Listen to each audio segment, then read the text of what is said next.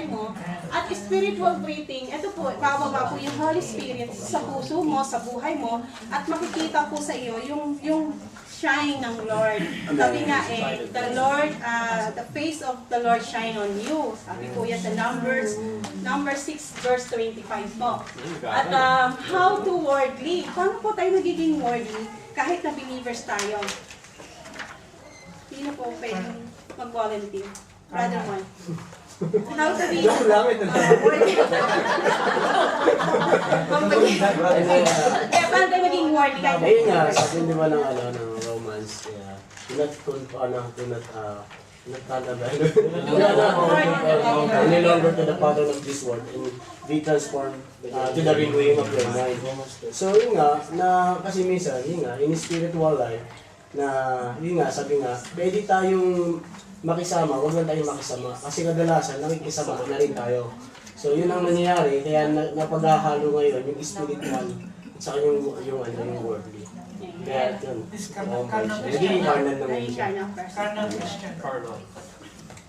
Amen. So, at ito po yung be sure you are filled with the Holy Spirit.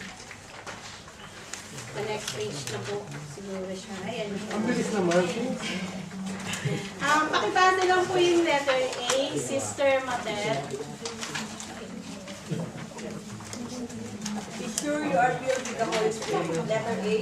In Ephesians 5:18, we are commanded to be filled with the Spirit, which means to be controlled and empowered by the Holy Spirit.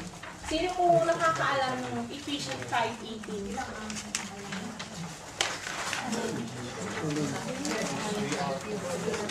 Pakibasa po. Volunteer na lang po.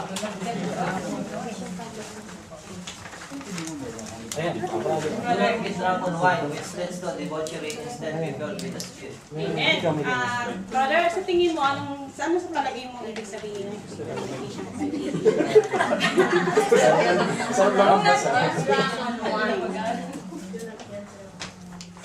In practical po, explanation, hindi po dapat tayo malalasing sa inuming alak, hindi dapat malasing sa espiritu ng Diyos. Amen. Sino po makakapagsabi sa inyo yung katangian ng isang lasing?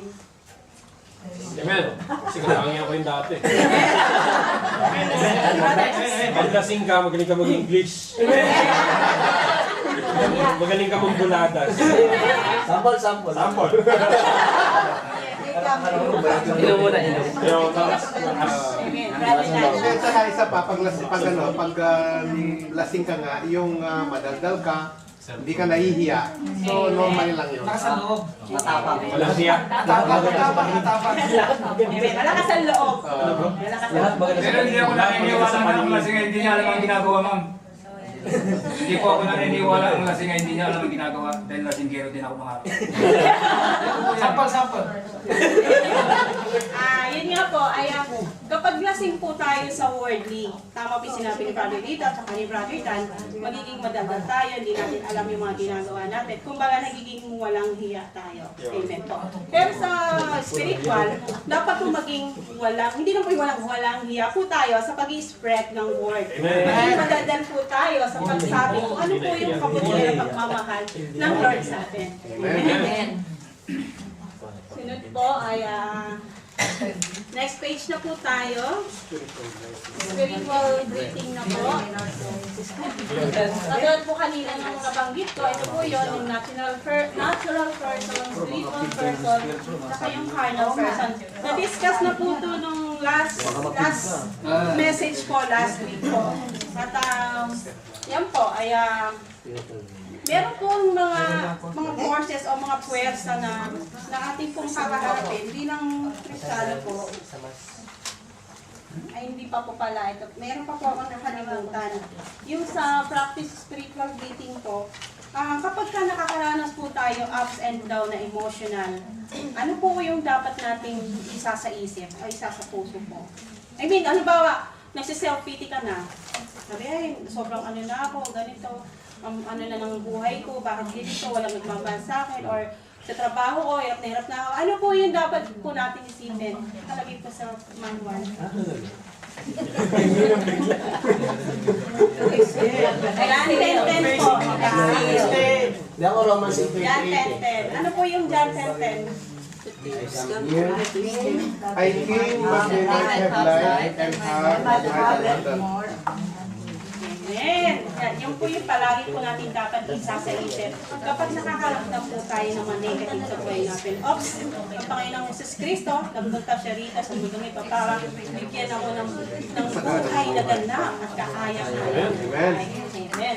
Kasi po, ang kalaban natin ay handa po tayong laging patayin, sirain, nakawan. So, kapag nakaramdam po tayo ng mga bagay na hindi maganda, huwag po natin hayaan na manakawan po tayo ng kalaban. Amen. Amen.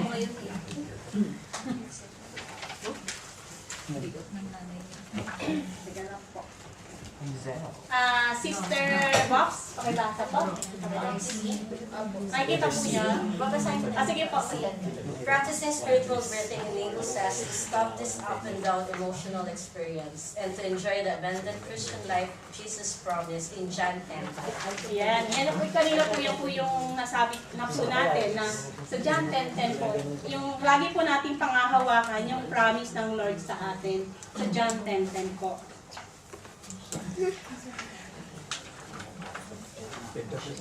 Tapos ano po ay Sister Luz, pakibasa po.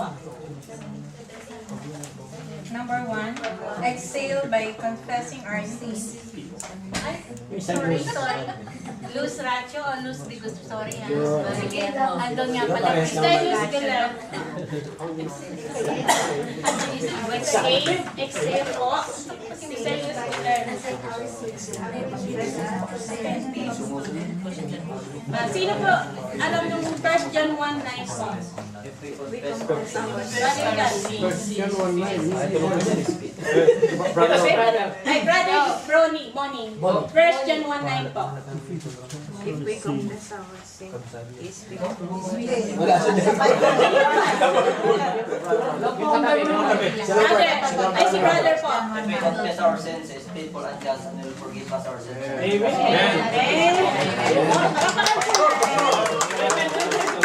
Pakilas na yung pangalan.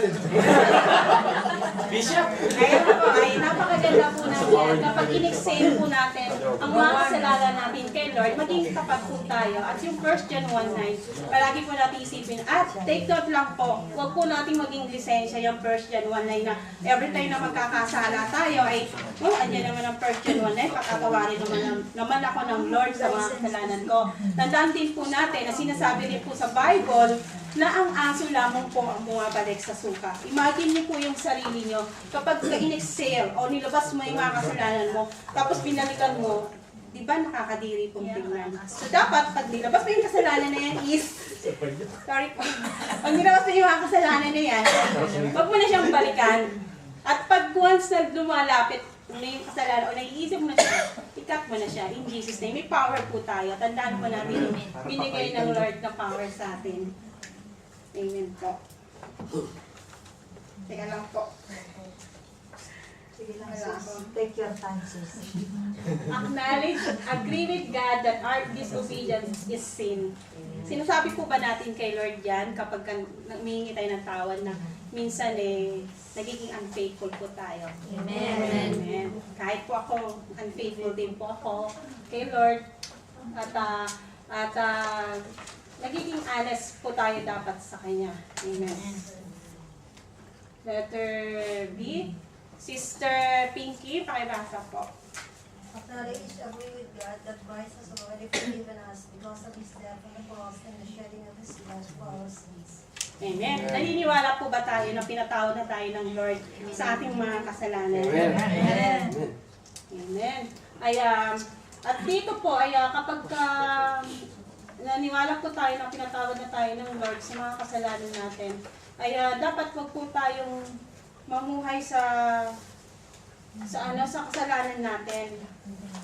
Di po ba, sabi nga po dun sa John 8:11, sino po nakakaalam ng John 8:11? Napakaganda pong verse po yun. Go home and Go home and stop sinning po. Sabi ng Lord Jesus dun sa babae, gusto po siyang batuhin ng mga tao dahil nahuli po siyang nangangalo niya. Di ba sabi ng Lord sa kanya, go home and stop sinning. So ibig sabihin, umuwi ka na, hinilang mo na yung mga kasalanan mo, at nilinis ka na ng Lord sa mga kasalanan mo. Amen po. Letter C, pakibasa po Sister Virgie. Repent, change our attitude toward the sin, the experience and gain stand up through the enabling power of the Holy Spirit. Ano po ibig sabihin ng repent? Magsisi. Meron pa pong ibang word. Magbalik loob. Surrender. Magbalik loob. Amen ba? Magbalik loob. Amen. Alam niyo po yung story ni Judas? Di ba siya po yung nagkanelo kay Jesus Christ? Di ba ginawa po niya doon, nagsisi siya, pero hindi po siya nag-repent. Nagsisi lang siya, sabi niya lang, ano tong nagawa ko? Pinagkanulo ko yung isang taong malinis. Di ba ginawa niya, nagpakamatay siya. Ibig sabihin, mas mahal niya yung sarili niya, hindi siya nag-repent kay Lord. Dapat ginawa niya, di ba, bumalik siya kay Lord, humingi siya ng tawad, at binago niya yung kasalanan. Kaya, ng kasalanan, tsaka yung ugali. Eto nga po, change our attitude toward the sin. Hindi po yung every time na magkakasala tayo, hindi po natin babaguhin yung sarili natin. Babalik ka na naman dun sa ginagawa mong kasalanan. Parang may isang bata na kapag nakagawa siya ng kasalanan, di ba sinasabi niya, sorry. Tapos sinasabi namin sa estudyante kasi namin, sabi ng estudyante na, pag sinabi mo sorry, that means hindi mo na siya uulitin. Kasi yung batang yun, paulit-ulit siyang humihingi ng sorry. Pero paulit-ulit naman niyang ginagawa yung kasalanan niya. So sana, hindi pa tayo ganun. I'm sure wala po sa our nation. Amen. At pagka ganun po tayo, yung power ng Holy Spirit ay mararamdaman po natin. Gaya po ni King David, di ba, nung siya'y nagsisi, nagrepent siya, yung power ng Holy Spirit naramdaman niya. Kasi takot na takot siyang mawala yung Holy Spirit sa kanya. Talagang, di ba yung prayer ni David sa Psalm chapter 51, verse 1 hanggang 19, ang ganda po nung prayer po ni David doon. Takot-takot po siya na mawala yung Holy Spirit sa kanya, yung anointing ng Lord sa kanya. Amen. Wala yung sirang pa. Namamatay kasi. Ayan. Ano po yung gagawin nyo after po na exhale po natin mga kasalanan natin? Exhale. Amen po. Letter A. Pakibasa ko Sister Maria. Sister Maria po. Ito po. A. His command, and thus His will, is that we be filled with the Spirit. Ephesians 5:8. Amen po. Inuulit po yung Ephesians 5:18. Ano po ba ibig sabihin pag inuulit? Importante. Amen. Napakahalaga, di ba? So, inuulit yan ng Lord na ma-feel po tayo ng Holy Spirit sa 5:18. Ephesians 5:18. At yung promise ng Lord sa atin ay sa number 2, wala po. Letter B po, Sister Alani. Alis pa. Kakapin muna siya. Madali lang daw. Kakapin muna siya. Okay, Sister Alani, Sister Sini. Memory verse. Sa'yo lang. For boy. His promise is that He always grants our request when we pray according to His will. Memory verse na lang. 1 John 5:14. Sister Yula, ano po yung mga promise ng Lord sa atin? Isa sa mga promise niya.